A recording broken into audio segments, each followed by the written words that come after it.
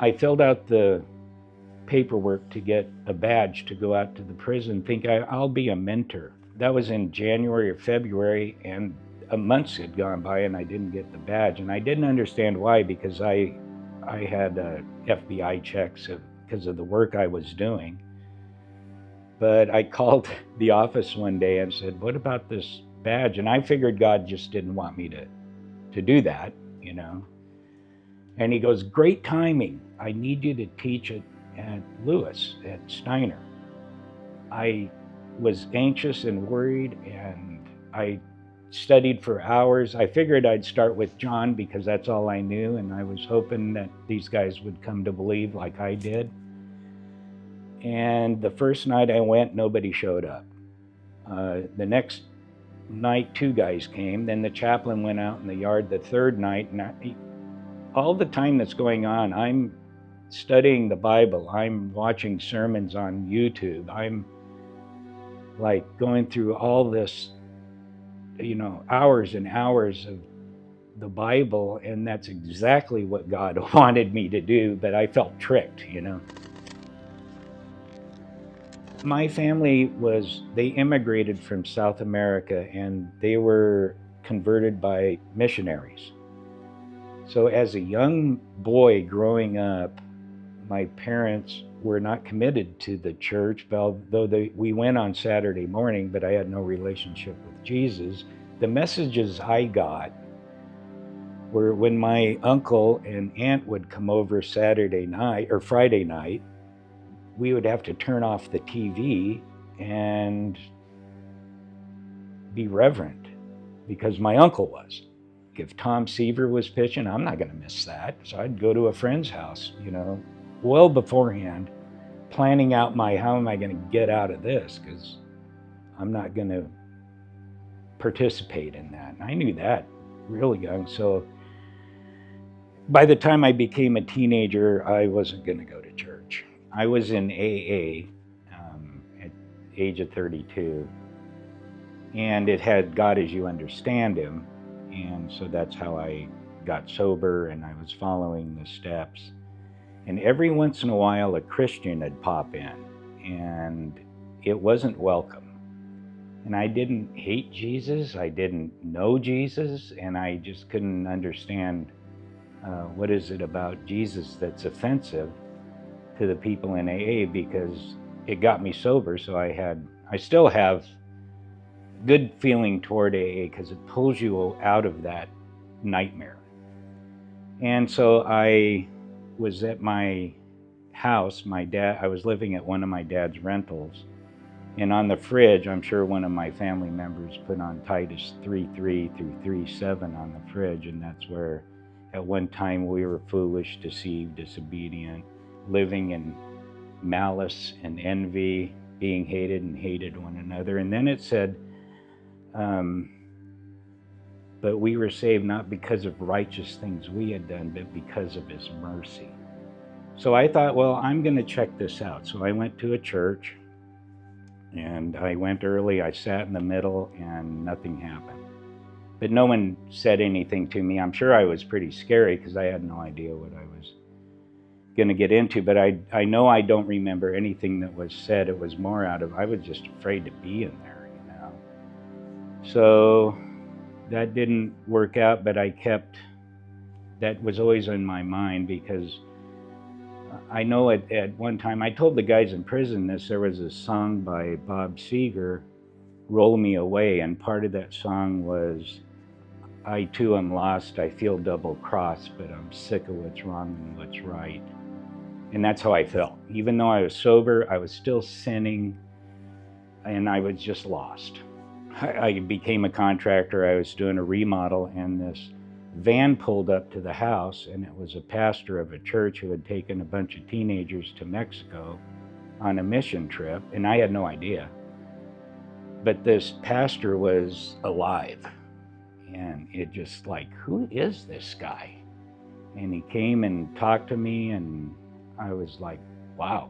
So the young teenager that was, going to high school, he just said, I asked him, who is that guy? And he said, that's my pastor, and he invited me to church.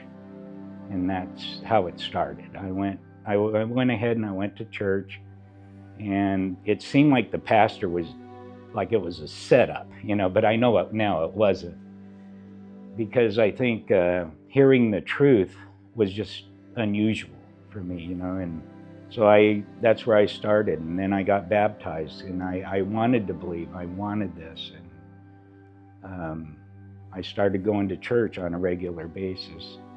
And then for whatever reason, I don't know why, I started going to church less. I started to, I wasn't going to AA anymore. I started a business, and that was just all consuming. So my wife and I had been reading the Bible, and we were in Revelation, and a friend of mine invited me to church, and this is the church we go to now. And the pastor was teaching on Revelation, and my wife and I were reading Revelation, but didn't understand any of it. And the way he taught it, it made it understandable, so we just kept going back. And then we eventually became members. And the good news for me was he decided to teach the book of John, and he said it'd take 3 years. And I thought, man, we're not that stupid. I hadn't been in a church where it was verse by verse and all that stuff, but he said it'll teach you to come to believe. I would say that I guess, or what it meant to me by studying the book of John was that's when I started to place God number one, Jesus number one, when I came to believe, basically. I wanted to believe for decades. I was lukewarm. I wanted to believe, and I didn't hate God. I didn't, but I didn't put him where he should be, which is number one. I didn't wake up with him. I didn't go to bed with him. When my wife and I read the Bible, I would look at my watch because I had to get to work, and my wife is more of a, wants to know, and she's a lot closer to the Lord at that time than I think I was, for sure. We did the book of John, and during that time I went to a community group, which was really important to me, to go to church on Sunday and then do community group on Wednesday to discuss the sermon that was taught on Sunday. And then that group got large, and then we split up, and the guy leading the group said, I want you to lead the other group. And I was like, okay, I loved it. I started to find a love for the Bible and the truth. And then I was leading that community group, and then that same leader was an elder at our church, but he asked me to volunteer with him at Alongside Ministries. I filled out the paperwork to get a badge to go out to the prison, think I'll be a mentor. That was in January or February, and months had gone by and I didn't get the badge, and I didn't understand why, because I had FBI checks because of the work I was doing. But I called the office one day and said, what about this badge? And I figured God just didn't want me to do that, And he goes, great timing. He goes, we just got word that you have a badge, and I need you to teach it at Lewis, at Steiner. And I can't believe that I didn't stop him and say, what are you talking about? I signed up as a mentor. There's no way I'm qualified to teach the Bible. But all I did, and I know this was God, he just said yes. I said yes. Well, the good news is, because God is so good, I was anxious and worried, and I studied for hours. I figured I'd start with John because that's all I knew, and I was hoping that these guys would come to believe like I did. And the first night I went, nobody showed up.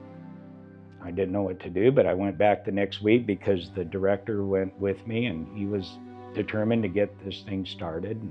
The next night, 2 guys came. Then the chaplain went out in the yard the third night, and all the time that's going on, I'm studying the Bible. I'm watching sermons on YouTube. I'm like going through all this, hours and hours of the Bible, and that's exactly what God wanted me to do, but I felt tricked, So the very first night when there were 6 guys in there, I decided, well, I'll start with John. So I read the first 3 verses of John. One of the guys raises his hand and he says, well, John precedes Genesis. And I thought to myself, what am I doing here? He just said Jesus is eternal, you know. And then when we got to verse 14, the word became flesh. You know, it just, something clicked. It was just wonderful to be in there and learn the Bible with these guys. You know, I've driven by that prison 100 times since I've lived here. And I never gave one thought that God was working in there. Never once. Never knowing that someday I would be in there and watch God working. One of the most exciting times in prison was, and I had no idea this was happening, was baptisms. And this is a wonderful story. They allowed us to have a baptism, so I was signing up guys, and we had like 11 guys to get baptized. And the unit I'm at is separated red side and blue side. So I figured I was going to be baptizing these guys that Monday night. Well, they couldn't put the baptismal on my side of the yard. They put it on the red side of the yard. And I noticed that walking up, and I go, uh-oh, because I know you can't combine the units. And sure enough, they took the guys out of my unit that signed up for baptism. This is after like 20 minutes of everybody going crazy. It wasn't well organized. It was a new chaplain. He had no idea, you know, what exactly was going to happen. But they did agree to take the guys that had signed up to get baptized to go to the other side. But somebody had to stay with them, so I stayed with the other guys, and we just continued on in the Bible.